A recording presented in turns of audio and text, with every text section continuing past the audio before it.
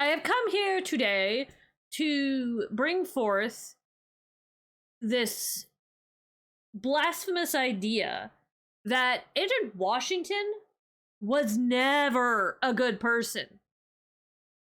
His loyalty, hairpin trigger, all that, like, this man would have flipped his loyalty for a better deal at any moment. He's done it before, he'll do it again. Even in the past. Like when we see in season 14 his dealings with the other freelancers, like that dude never fucking thought about those three again, and they were supposedly his friends. This implication means that the moment he got promoted to the cool kids table, he didn't think of them again. And while it is fun to think of Project Freelancer as like this high school type setting, in the context of the series and what it means with the whole slightly more serious tone, it really just makes it look like Washington was ultimately a backstabber at any point for literally a corn chip. He would sell you for a corn chip, but he would do it in such a nice way that you either didn't see it coming or you can't really believe it's him. And here's the thing. If they had stuck with that, if they had just gone full throttle, I think I would respect them and the character a lot more. I love Agent Washington. First and foremost, I love Agent Washington. And it was for these exact reasons.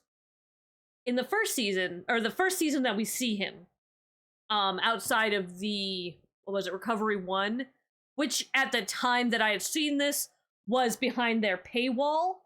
So I don't exactly... It counts, but we'll get to that. But you first meet him in the main series in season 6? Was it 6 or 7?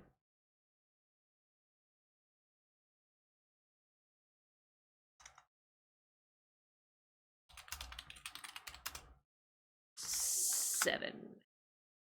It was 6 and 7? Because you got Recreation, members only. Oh my god, you bitches! You bitches! You actually... Okay, no, it was season 6. You first meet him in season 6. And he is there to do an investigation on this crash that was Tex, Wyoming, and Omega, right? So he's there to investigate. This leads him to going to the Reds and the Blues,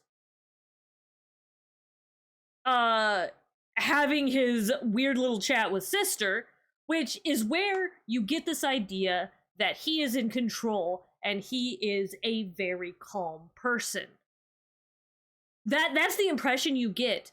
Like, he might get frustrated and he can be sassy, but otherwise he's cool, he's calm, he's collected.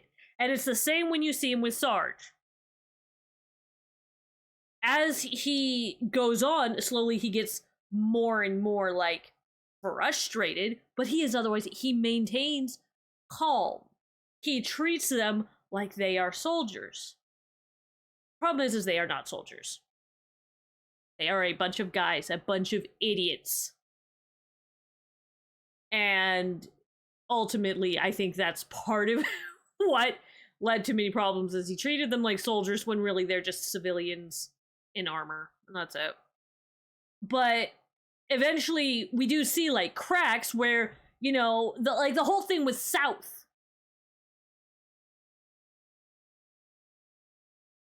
He not only shot her, but proceeded to just blow the shit out of her corpse.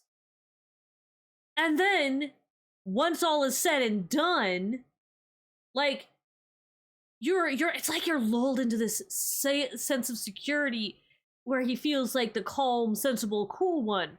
Then you realize he's fucking batshit insane. And you should be concerned. But he's just so nice? What the fuck? And this is like followed by the 7th season, where you see him, the next time you see him is he's been imprisoned. He's already had his trial, he's imprisoned, and he gets a call from Caboose, or not Caboose. Anyway, he gets a call from the Reds and Blues. He talks with Caboose about Epsilon. And this ultimately leads to him going, I see. Guards? I know where the missing units are. And from there, he goes on and he joins with the meta and proceeds to try and kill them after being their friend for a minute. So, like, those traits to me, as a villain, like as an antagonist, or I guess hero to antagonist to hero, those are cool traits. And then he starts to change, or he starts to be a little bit more, I guess, genuinely loyal after they save him from the meta, and then there's a whole thing with Carolina.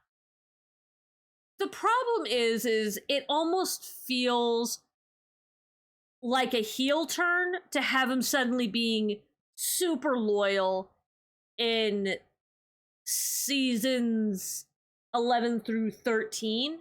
At least, like, the hyper loyal that it was. And I guess when you're going that long and you've got so much space in between with limited episodes, I guess to an extent, maybe it makes sense. But you can still tell a cohesive and continuous story even when you're trading writers and going through time like that. And I know this because it's something I'm capable of doing. And I don't even have a show Bible for half of my shit. Anyway, and I'll continue more because I've got an entire thing about my opinions on the sort of subplot of Follies, where it seemed like they were setting up Felix and Carolina to be foils, where they were setting up Carolina and Felix to be foils, and then Washington and Locust to be foils. When, in all honesty, it should have been switched, and this would have been the perfect season to have an actual solid redemption after Washington had decided to change and kind of learn to trust the Reds and Blues. Because shit like that doesn't just switch right that quickly. It just doesn't. There is always going to be, for Washington, because of what happened in Project Freelancer, there would always be that question of when these guys are going to stab him in the back.